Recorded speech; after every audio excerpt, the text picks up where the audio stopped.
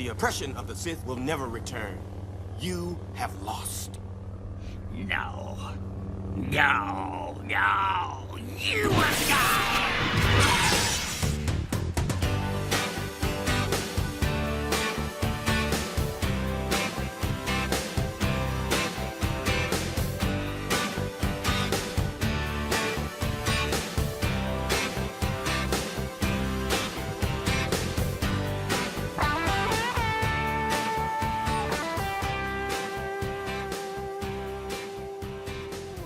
Hi everyone, welcome to another Broken Meeple review, and today I'm excited to talk about an expansion to one of my favourite games of all time. So high in my top 100, this is a brilliant game, and that is Star Wars Rebellion. And this is just the lid because, well, you know how big the box is. Do you really want me to lift it?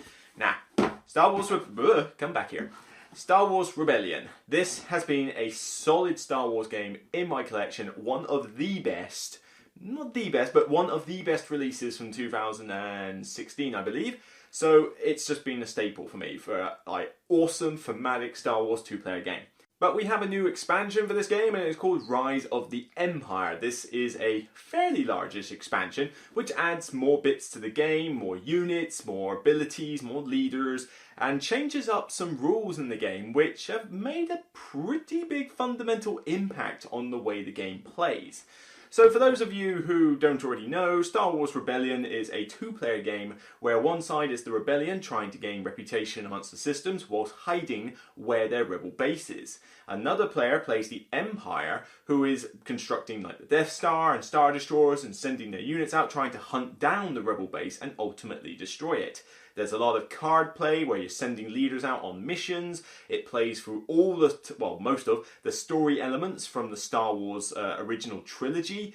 And, you know, things can chop and change. You know, instead of Han Solo getting frozen in carbonite, you might have Leia get frozen in carbonite. You know, and all sorts of cool thematic moments can happen. And it's a great, tense two-player game. Love it, love it, love it. I just wish I could get it to the table more often. This is a long game, it's hard to remember all the rules, not too difficult to teach it once you know it, but you really do have to sit down and really study those rules to make certain you teach it well, and then expect a long game. But whoo-hoo, the theme, two-player, oh yeah, this one. So what does Rise of the Empire add? Well, from a small point of view, you get a new collection of units and leaders and objective cards and mission cards, most of which are based on the Rogue One movie, which I found a bit meh, really. I didn't think it was bad, but I wasn't blown away by it. You know, I wanted some more character development. I felt it was literally like, people, here you go. Huh? What do we do? You go shoot some guys and then you die. Oh, okay, great, thanks. You know, that's pretty much how the movie sort of goes, really. Don't make me destroy you. But still entertaining, and certainly had a very good third act. I'll give it that. But most of the stuff in this expansion comes from that Rogue One movie, but there is a few little additions that, you know, come from the recent trilogy as well. As in the original trilogy, not the horrible prequel one. But the main thing that this adds, and I'll go over three major changes that this has. Firstly, you've now got green dice to add to all the other combat dice you use. These are similar. Some cards in this expansion basically reference the green dice, and the difference between this and the others is that they have two direct hits on them and nothing else on the die. So they're either going to hit or they're not. They're pretty straightforward die.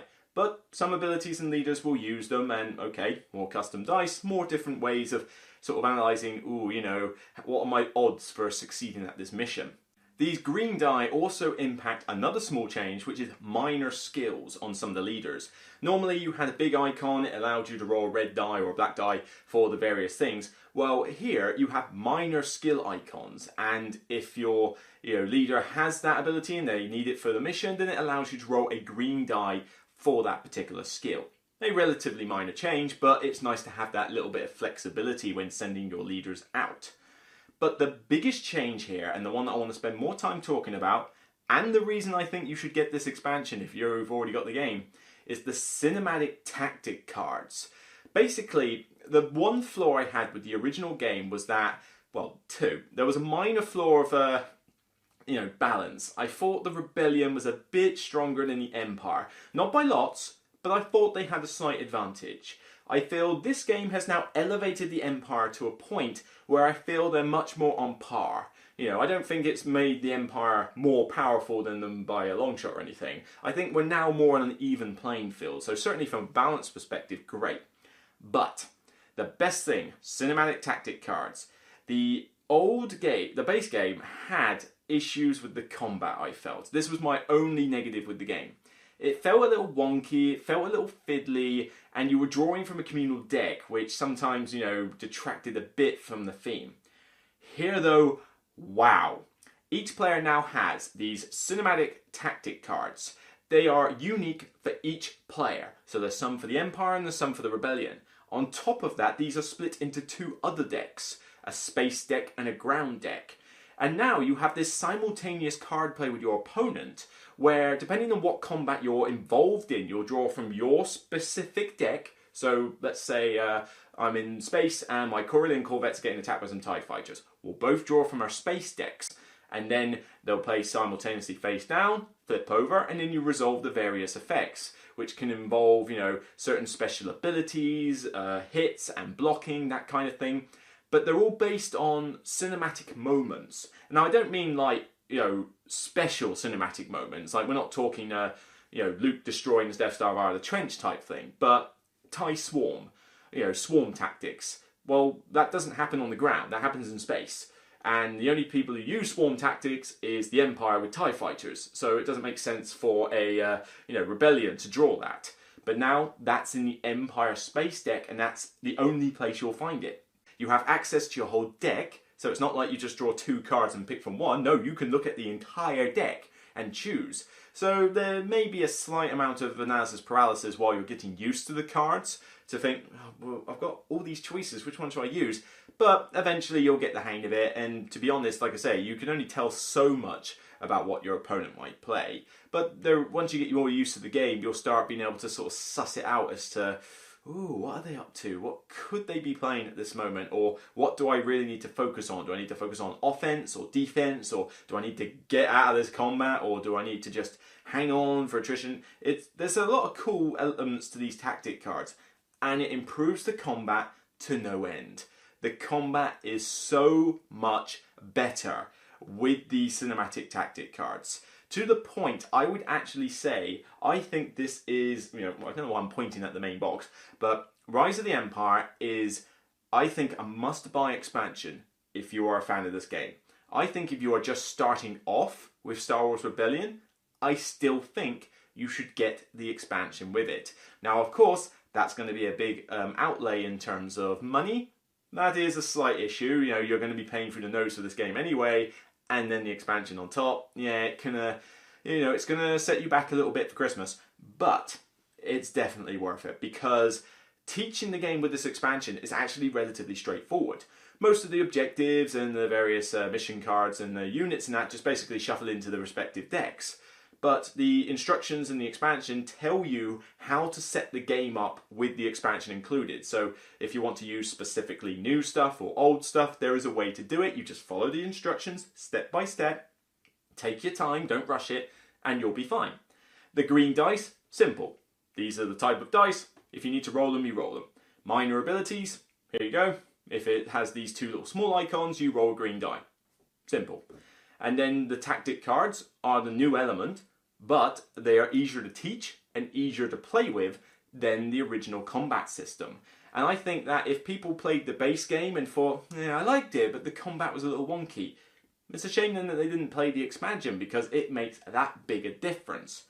So there's very little bad I can say about this expansion other than the fact that it's going to involve a bit of a cost and almost feels like it's fixing stuff that the base game shouldn't have had wrong with it to begin with. But that's a minor quibble, it's just that you are going to have to pay a lot to get both of them together. They do store in the original base box, I know this for a fact because like I said, I chucked the expansion box away. Everything fits in the base set box, even though I could probably do with an organizer. I think I might actually spend some money and grab an insert for this game because it would just make setup that much more easier. But extra units, great. Extra leaders, great. Extra cards, great. More of the good stuff. Why wouldn't you want that? And if you're a big fan of Rogue One, then you definitely want the expansion just so that you could play with the new stuff.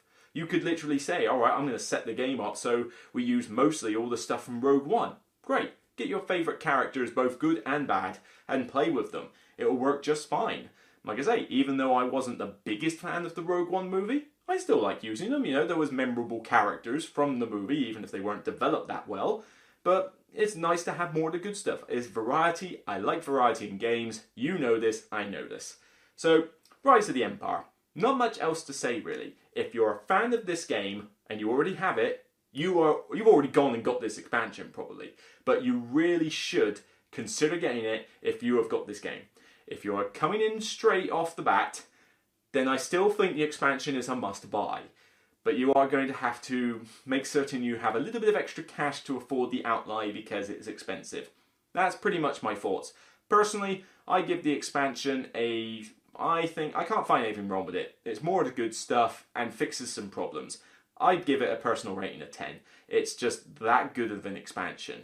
But obviously, bear in mind the cost. For me, that's not as big of a problem. For others, I understand where you're coming from.